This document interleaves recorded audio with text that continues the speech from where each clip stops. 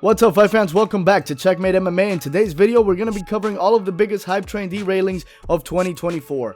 Starting off with this past weekend at UFC Fight Night St. Louis, where Robelis Despina, the Cuban Taekwondo specialist who had finished every fight in the first round, apparently spent more time dyeing his hair than wrestling because he failed to defend the takedown and then looked completely lost on his back, laying flat like a day one white belt with seemingly no idea how to get back up. The Dominican Waldo Cortez ate a few front kicks and punches that, to be fair, would have knocked out most heavyweights, but all he needed was to clinch, and the Cuban hype train was derailed, earning Robelis his first loss and hopefully humbling him to the realities of mixed martial arts. Better call Yoel Romero up or something. And just when you thought the night wasn't bringing any more surprises, Mateusz Rebecki, who was on a 16-fight tear, destroying the competition, took on the seasoned 39-year-old Diego Ferreira, who had lost 4 of his last 5 fights. Rebecki was a minus 500 favorite and definitely ruined a lot of parlays. He was expected to smoke Ferreira, but after dropping the Brazilian in the first round and failing to finish the fight, he gassed out and spent the rest of the night getting boxed up and controlled on the ground until both his eyes were shut,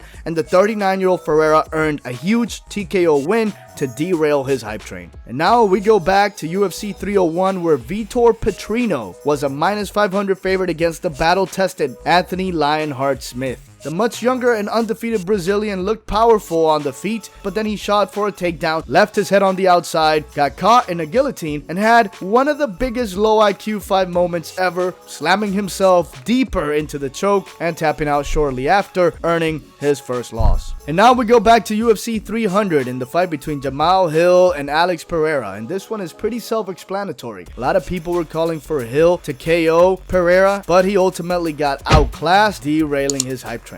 Another young fighter on a tear, gassed out and lost against a battle-tested veteran in the form of the Diamond Dustin Poirier, who weathered the early storm from Benoit Saint Denis, who was a heavy favorite, and capitalized on mistakes on the feet, ultimately earning himself a knockout victory and another title shot, and derailing Saint Denis' hype train. Gelton Almeida faced Curtis Blades earlier this year, and despite having a successful first round and being able to control Blades, in the second he shot for a takedown, stayed in the same position for too long, eating punches, and eventually got TKO'd, earning himself his first UFC loss. And if we go back a little while before that, another heavyweight, Shamil Gaziev, absolutely gassed out and lost his first main event fight against Jorginho Rosenstruck. His takedowns did not look good. He did not live up to the hype, effectively derailing his train before it barely even left the station. Javid Basharat, the formerly undefeated Javid, was a pretty heavy favorite against the older Zahabi, and despite a close fight, he began to slow down, and the activity of Zahabi was enough to win the fight and derail another hype train. Joe Pyfer was supposed to be the next big thing at 185. Talks of him hitting harder than Ngannou on the punch machine, breaking records on the punch machine, they said. But in his first 5-round fight, Pyfer got mostly outstruck by Jack Hermanson, and the crafty veteran was able to take over the fight as the rounds went on, winning the decision, earning Pyfer his first UFC loss, and derailing another hype train.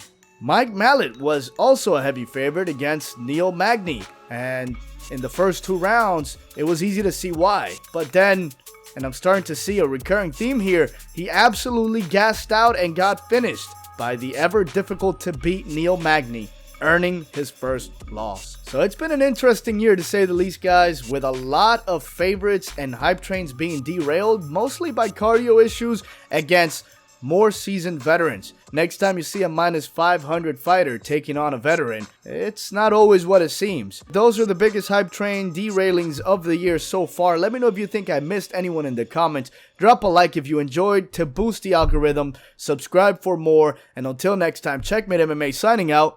Peace.